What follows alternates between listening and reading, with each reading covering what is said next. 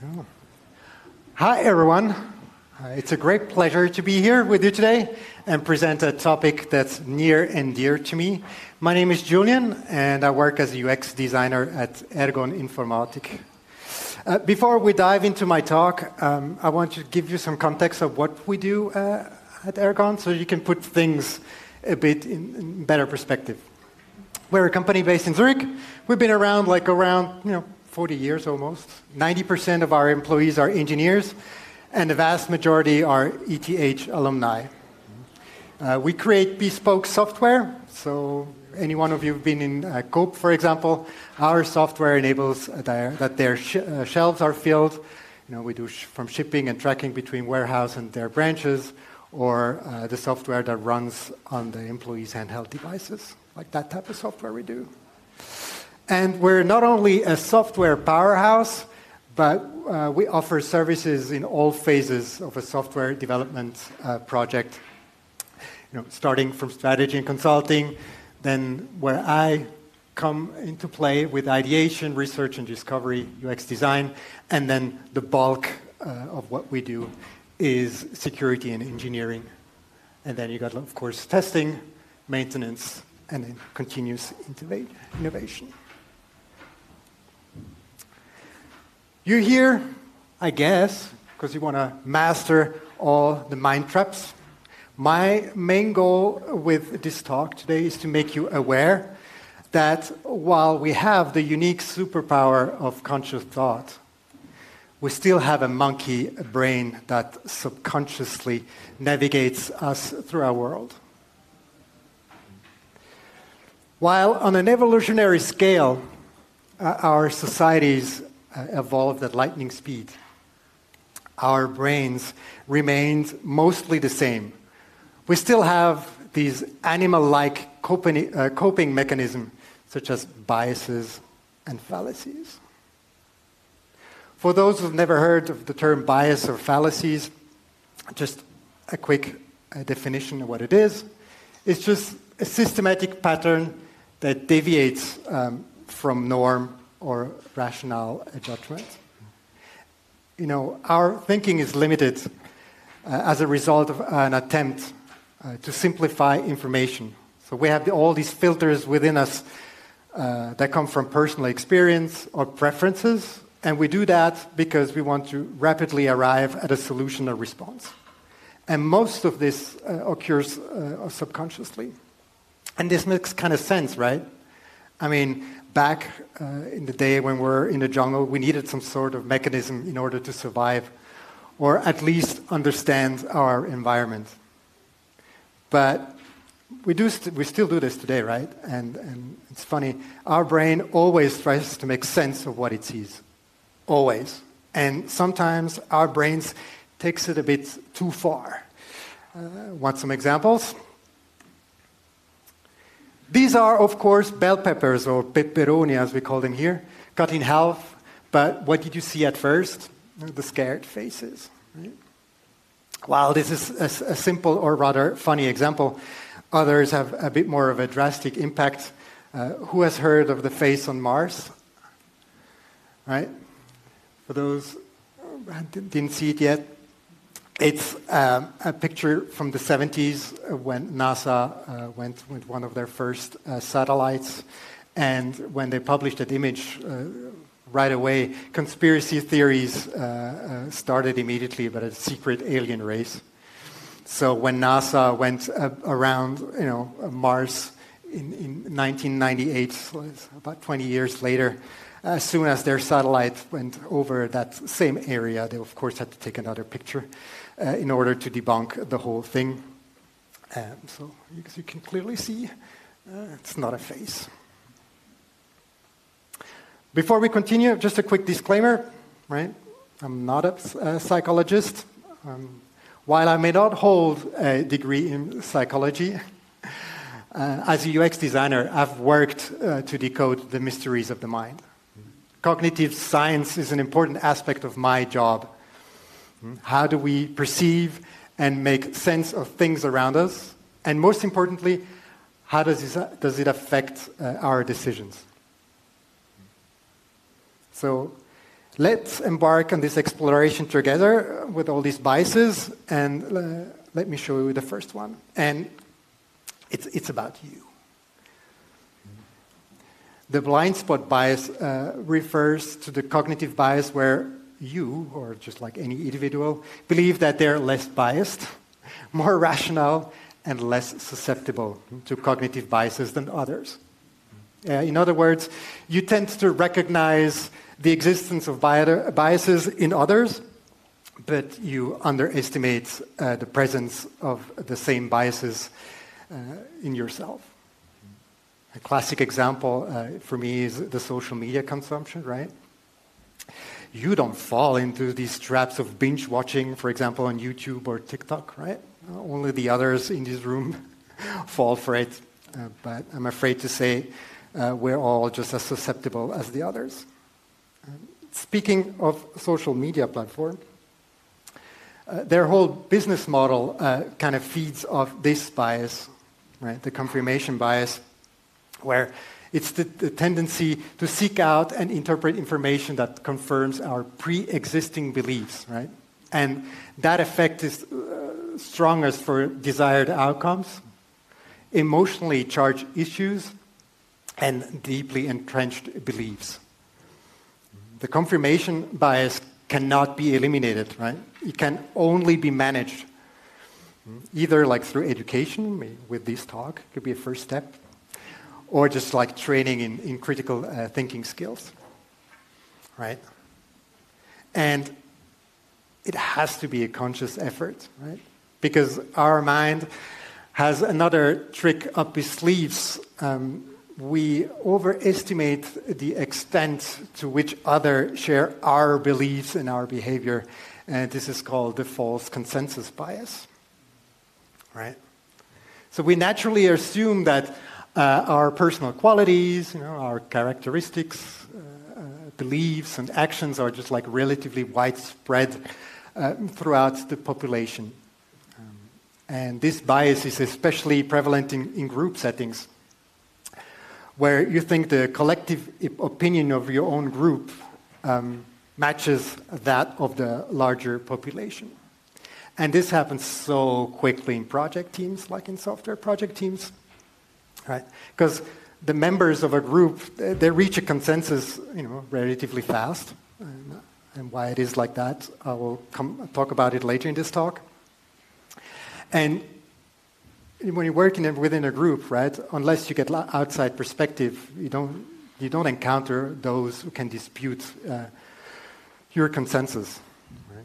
And for anyone who saw my colleague's talk earlier today, I highly recommend to involve end users if you work in a software development project and run usability test sessions. What's also fascinating about that bias is that when confronted with evidence that a consensus does not exist, right, people often then assume that those who do not agree have something wrong with them. Therefore, I urge you just to always engage in open discussions with many, different people, just to gain a more accurate understanding of their diverse viewpoint and then find the consensus there.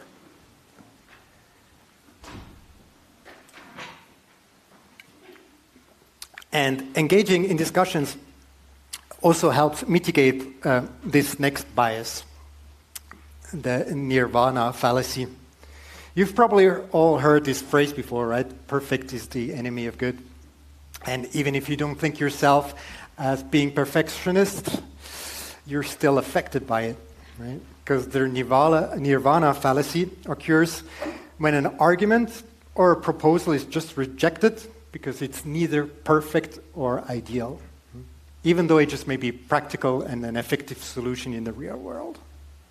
Like a simple example is that experts in the 1940s thought seatbelts in cars were a bad idea. I mean, people are still going to die in car crashes, so why use them at all? And it actually took 30 years for lawmakers to make the first compulsory seatbelt law in the 70s. Or another one is like during the pandemic, actually, right? Wearing a mask is useless because it will not fully protect me or others from the coronavirus. While masks do not provide a full protection, some protection is better than none, right? So the fallacy is not to wear a mask before it does not fully prevent a risk of transmission, right? That's kind of the fallacy. And that fallacy, I bring it up here in this context because it happens a ton in software development. When we look at software code, for example, the perfect solution should be simple, readable, and work right off the box. And here's just a quick example of what I mean, right? It's don't ask me about the specific or which language this is. I think it's C. This is a famous example, right? It's the calculation of inverse square root. Pretty straightforward. On the other end of the spectrum, you got that famous, semi-famous code example that comes from a game called Quake 3 in 1999. And that code is kind of famous for its indirectness and low readability, but it solves the initial problem, and it does it faster than a direct solution. My point here is that you just shouldn't dismiss complex or clunky-looking code right away, right? Talk to your peers and ask them why they solved it this particular way. There are always edge cases that are not apparent at first glance, right? And the reason why you don't, comprehend or see the other people's solution, at first, is partially due to this next bias, the golden hammer bias, where it basically says, right, to a person with a hammer, everything looks like a nail. It just means that we tend to solve similar problems with solutions that I've worked with in the past, right? Like you can see my sketch, using a hammer on a screw is not the nicest idea. But in software development, I've seen it countless times where, software developers use just the same tool over and over again, right? Because it's just familiar, and then they go to the next project, take the same framework again, but it's a project with new constraints, and they probably don't fit the bill as good as they used to. And I kind of blame this on the comfort zone states, right? Where you don't change anything in order to avoid risks, right? And the underlying problem with using the same tools over and over again is that you don't see enough options, right, to really make good decisions. And the solution here is always to be on the lookout for the best possible solution, even if you're not very familiar with it. That's why we have technology sounding boards at Ergon, where a diverse group of software developers, architects, and whatnot review projects, ideally before their implementation phase, and they initially review the projects individually, right? Not first in a group. And they do that in order to mitigate this bias, the bandwagon effect, right? And the bandwagon effect is essentially a type of groupthink, right? And it just refers to the increased possibility of accepting beliefs and ideas that are already adopted within the group by others. But why does this effect occur? Well, we as individuals, we are highly influenced by the pressure and norms that are exerted by groups. So generally speaking, we don't want to be the odd one out, So going along with what the rest of the group is doing, in a way, ensures inclusion and social acceptance. Moreover, when it seems like the majority of a group is doing a certain thing, not doing that thing becomes increasingly difficult. So how do you mitigate this, right? So one thing, and I encourage this, is to have diverse opinions within your group, right? And for that, you can enforce it when you designate a devil's advocate, One is just like completely negative or just like against what the group is saying, just to spark a discussion. Or one of my favorite methods is the 6 thinking hats, right? Where you assign a specific role to your group members and force them to take a different perspective, right? Someone has to be overly positive about everything, and one has to be negative. Someone has to be realistic about it. So just different aspects, and then you can discuss that topic. Having said that, when you discuss things in a group, I urge you to keep a journal of your decisions and why you came to these decisions and what you expect out of it. And the reason for it is this one, the hindsight bias, right? It just, makes us convinced that past events, a past event was predictable or couldn't be avoided, right? For instance, it might cause us to think that we knew a couple in our social circle would break up, right? This is because our current knowledge allows us to reinterpret any, in that case, past disagreements or questionable behavior of that couple. But there are three processes that are involved in this bias, and I want to dive a bit deeper in this one. One is the memory distortion, or the I said it would happen. Right? The thing is, we often misremember past events in such a way that they agree with what we already know. And this distorted recall also factors into confirmation bias, right? There's some sort of kind of a loop there. In other words, knowing the outcome puts that outcome in the fore of our minds, which means we overestimate how probable the outcome was in the first place. Right? So we have that distortion there. The second one is like, it couldn't be avoided. It was bound to happen anyway. And just this involves, a belief that how the world works, right? And what caused an event. And it's just like a general thing where we think that the world is an orderly place, right? We strive to maintain that idea in our minds that, with cause and effect relationship to explain events. And the foreseeability, or the I knew it would happen, right? Kind of, if you look at the Bitcoin thing, that image, for example, or any kind of chart, you knew it would kind of crash.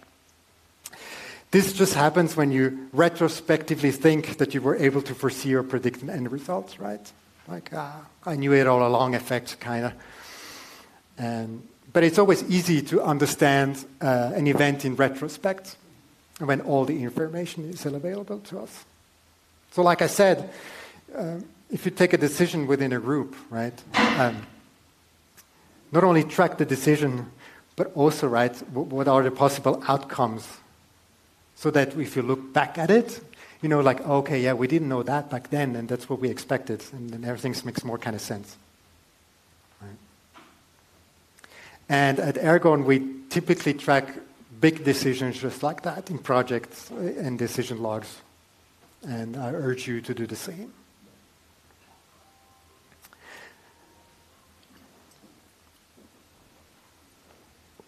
Now to the next bias, the sunk cost fallacy, probably also one that many of you know.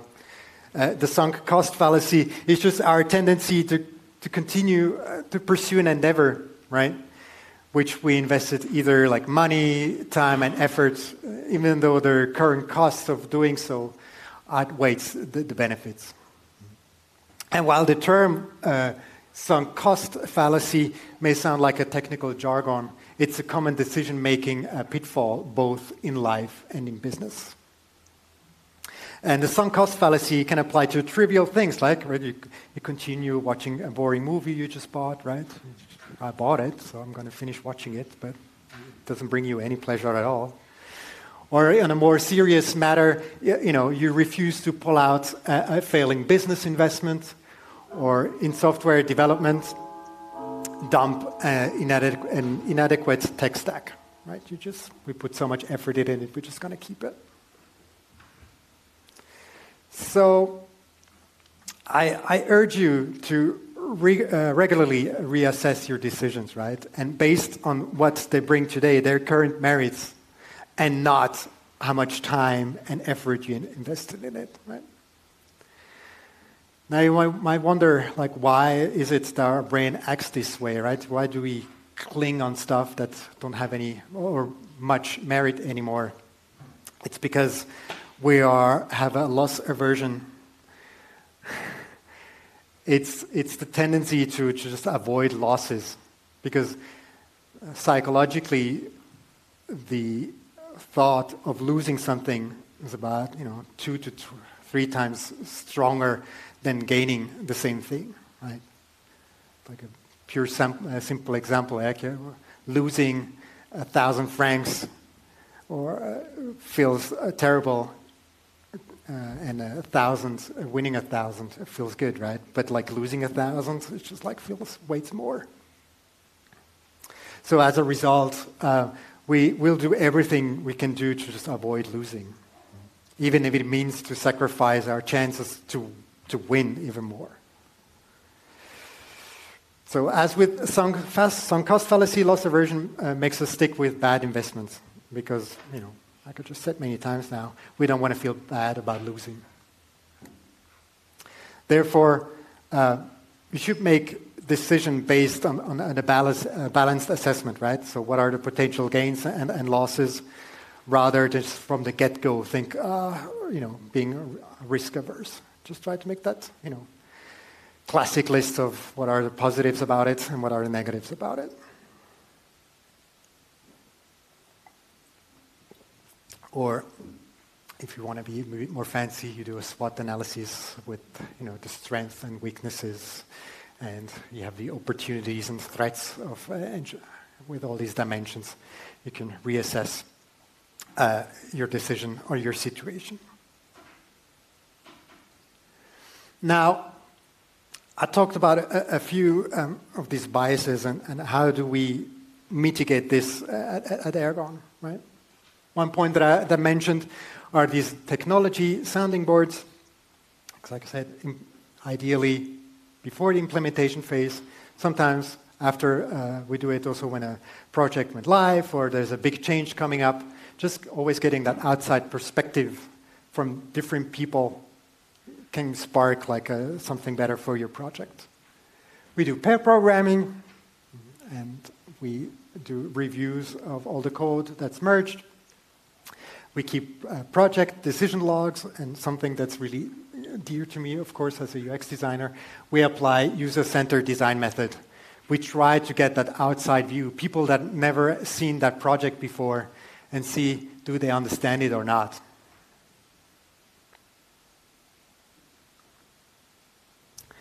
Now, after these past few slides, you might be thinking that we're all just like broken and flawed, right? But these mechanisms help us survive, right? And you should still listen to your body. There are still good signals that come from your body that something just feels kind of wrong, right? That's your system number one saying, the subconscious, that maybe something is wrong. But just be level-headed enough to be certain about your decisions. So I want you to take like these 5 things with you. Learn about biases and be aware of them. I hope this talk is a first step towards it. Seek feedback from others, right? Just get that external perspective. Just can help you just identify your own biases, right? Take the role of the devil's advocate, either yourself in your project groups and teams, or just designate someone. Reflect on your decisions, right? Am I still doing the correct thing or not? Does it make sense? Do I feel good about it? And just like embrace a humble attitude. We're just all flawed. Sorry. If you're interested in that topic, I have 2 books for you. They're easy to read. Design of Everyday Things by Don Norman. Don Norman has been involved in the human-centered design field like for decades now. For example, he joined Apple 30 years ago and gave himself the job title of user experience architect. This is kind of the first one to do so, is the, as I call him, the OG UX architect.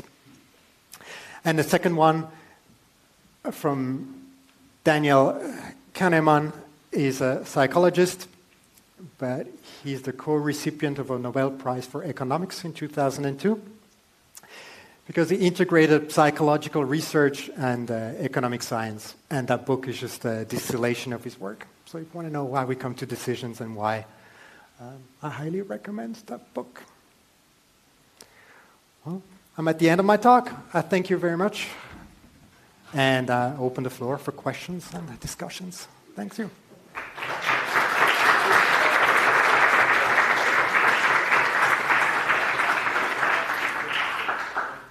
Thank you very much. Are there any questions?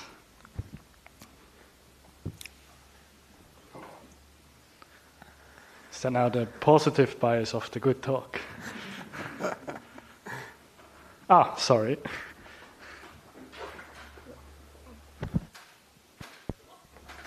Thank you very much for your talk, first of all. We've talked mainly about avoiding those biases, but I'm wondering if in your work as a UX designer, sometimes it's useful to tap into the biases of your users, and if there is like kind of a positive effect to that. Yeah, there is. They're called like kind of dark patterns, and as the name says, right? I don't really like to use them, but yeah, they're like readily. There's a good book, Hooked. The name is called, and if you want to learn about all these tricks and where they're used, so yeah, all these social media platforms and e-commerce just use them, right? Where they really, on purpose, tap on all these things, just to gain and sell more things, get more users. But did you maybe have some examples of, let's say, where the use of them is less ethically ambiguous?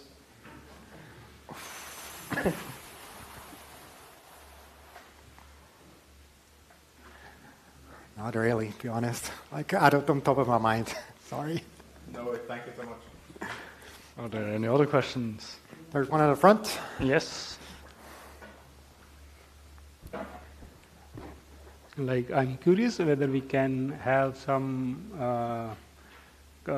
like collaborations with yourself to refine and to make some industry people to understand all these biases. Like, we have this kind of use case also when, like, we said this is wrong, and then they say we have been working for 28 years and you are coming with 2 years of experience. This should not be like this, but thereafter they realize that was a disaster that they have been doing. But we were not having the term like that. You are using that this kind of biasness you are affected with. And but we really want to translate this kind of thing, like when make the people understand that this is going or this lead to some disaster if you are like affected with this kind of biasnesses. Because I also came across one use case where they put some kind of infrastructures of millions of dollars, and then they think that what they did, so it was about cryptography. So they thought that the encryption scheme they developed and the decryption scheme they have developed is resilient and nobody can break it. But when they gave it to the student, fresh students, graduates, and they give it the like limited resources also, and within 2 hours they break it. And then they realize that how much important it is to remove all these biasnesses while developing all these critical infrastructures. Mm-hmm. So I really want to see like if we can have some collaborative work with your organization, so that we can tell the organization people in right terms that yeah, this is the way that you have to deal it. Sure, we're happy to help with that. We do that a ton with our customers, right? We, as experts or as consultants, we bring that outside you anyway. But we have to bring them along on that journey, like to show them that where the biases are. And sometimes we have to see what the context is really, but sometimes you have to either like within the company itself, just bringing other points of view. You know, sometimes people are just averse to bring like someone from the outside, right? But sometimes it's just like enough to bring someone from another department or something like that. Yeah, like we are pure engineering side, and that's why we don't make the people understand in the way that you are doing. So we make it like it make a sense that we collaborate on the things that if we tell them this is a problem and the people are not understanding by our ways, we are telling them, and then it is a good way to communicate this. Yeah, we can chat afterwards. Yeah. Okay. All right. Are there further questions? I actually also have one. I mean, also from this concept, I'm quite curious, not only in maybe being challenging something when it's only a concept, maybe for an application or something, that might work well, but how far do you take this concept? Or do you also sometimes deploy different versions of an application to really go as far, or is that rather bad practice, or what do you recommend now for software engineering? For what? Just to mitigate all these biases. Ideally, you would all do these checks. You would do it, you know, for example, if the users understand it or not. You mean that? You would do it like before you deploy, ideally, right? Because if you have to change any type of code, it's just like that's the most expensive thing. Whereas if you have and I did it this week with our apprentices, they built their own dashboard internally for like vacation time and their like school grades and stuff.